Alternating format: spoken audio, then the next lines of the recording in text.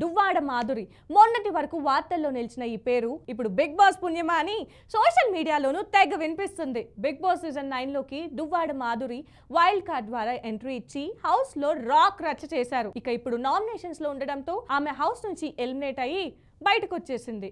కానీ ఆమె మాత్రం నేను కావాలనే బయటకు వచ్చేసా, నేను అనుకున్నాను కాబట్టి ఎలిమినేట్ అయ్యి బయటకు వచ్చేసా అని చెప్తున్నారు. ఇక హౌస్ నుంచి ఎలిమినేట్ అయ్యి బయటకు వచ్చిన మాధురి పలు టీవీ ఛానల్స్కు యూట్యూబ్ ఛానల్స్కు ఇంటర్వ్యూస్ ఇస్తున్నారు. ఈ క్రమంలోనే ఓ యూట్యూబ్ ఛానల్కు ఇంటర్వ్యూ ఇస్తూ షాకింగ్ కమెంట్స్ చేసింది.